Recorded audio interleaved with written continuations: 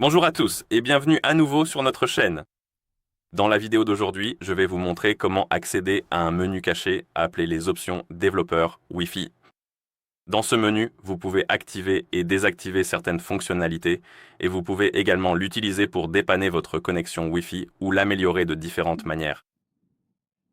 Je vais donc vous montrer comment y accéder facilement, vous présenter les différentes options disponibles et parcourir le menu pour vous montrer à quoi il ressemble. Alors, c'est parti.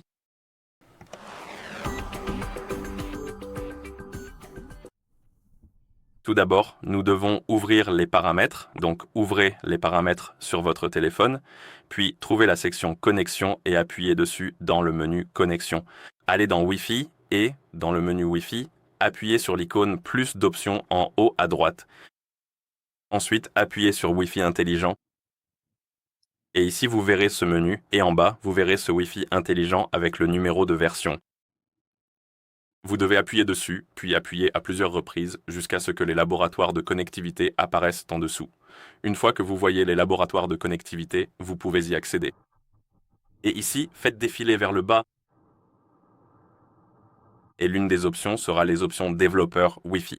Et voilà, nous y avons accès, et dans ce menu, nous avons quelques options supplémentaires pour le débogage de la connexion Wi-Fi et d'autres fonctionnalités similaires. Nous avons les informations de connexion et ici, vous pouvez vérifier les informations de connexion de votre Wi-Fi. Je ne vais pas aller plus loin car cela affiche les adresses IP et d'autres informations similaires, donc je préfère ne pas les montrer dans la vidéo. Mais vous pouvez les vérifier vous-même. Ensuite, nous avons les informations sur les réseaux Wi-Fi à proximité, ce qui peut être très utile si vous souhaitez trouver le meilleur réseau dans votre environnement. En gros, nous avons la puissance du signal, nous avons le pire, bon, mauvais, meilleur. Nous avons aussi l'utilisation des canaux, donc vous pouvez vérifier quels canaux sont occupés, et les recommandations pour les meilleurs canaux, et ce genre de choses. Et ensuite, nous avons le diagnostic du réseau Wi-Fi. Vous pouvez en gros lancer le diagnostic pour votre réseau Wi-Fi. Quoi d'autre? Nous avons le verrouillage des paquets Wi-Fi pour le débogage, donc vous pouvez en gros envoyer les paquets pour le débogage.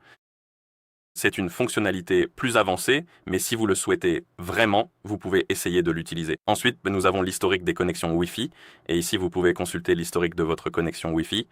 Vous pouvez voir les réseaux auxquels votre téléphone s'est connecté, les réseaux dont votre téléphone s'est déconnecté. Comme vous pouvez le voir, ils sont listés juste ici.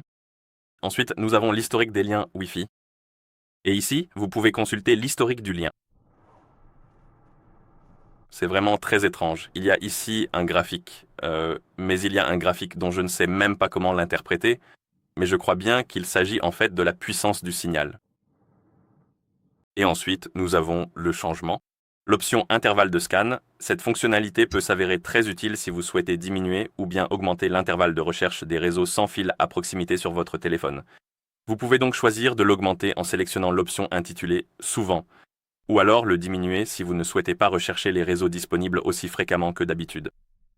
Le diminuer pourrait améliorer l'autonomie de la batterie de votre téléphone, tout simplement parce que le téléphone ne recherchera pas constamment les réseaux. Il le fera simplement plus souvent ou en réalité moins souvent. Veuillez m'excuser. Et enfin, nous avons l'option de redémarrage du sous-système Wi-Fi. Je ne l'utiliserai pas, ou je ne recommanderais pas de l'utiliser car je ne suis pas sûr de tout ce qu'elle fait. De plus, il est indiqué que l'état du système après le redémarrage n'est pas vraiment garanti par rapport à l'état avant l'appel de l'API. Par exemple, l'appareil pourrait se connecter à un autre point d'accès ou ce genre de choses, donc cela pourrait causer des problèmes si vous le redémarrez. Donc je ne recommande pas de l'utiliser, mais si quelque chose ne fonctionne pas et que vous voulez essayer de le réparer, vous pouvez tenter d'utiliser cette option pour réparer votre Wi-Fi. Vous pouvez aussi activer l'option pour afficher le temps d'utilisation flottant de votre réseau. Et le voici maintenant en haut à gauche de notre téléphone. Et vous pouvez le fermer. Et vous pouvez le réactiver ou le désactiver. D'accord. Et c'est tout pour ce qui concerne les options développeurs pour le Wi-Fi. Et une fois que vous avez terminé et que vous souhaitez quitter, vous pouvez simplement sortir de ce menu et y revenir plus tard si vous le souhaitez, mais vous pouvez aussi désactiver ce menu dans son ensemble, le Connectivity Lab. Et pour le désactiver, il vous suffit de sélectionner Réinitialiser tous les paramètres du lab en bas du menu Connectivity Lab. Et si vous le réinitialisez, cela désactivera le menu. Il disparaîtra d'ici.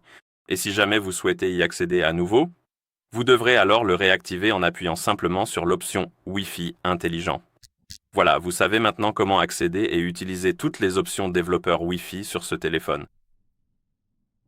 Si cette vidéo vous a été utile, n'hésitez pas à vous abonner à notre chaîne et à laisser un like sur la vidéo. Merci d'avoir regardé et à la prochaine.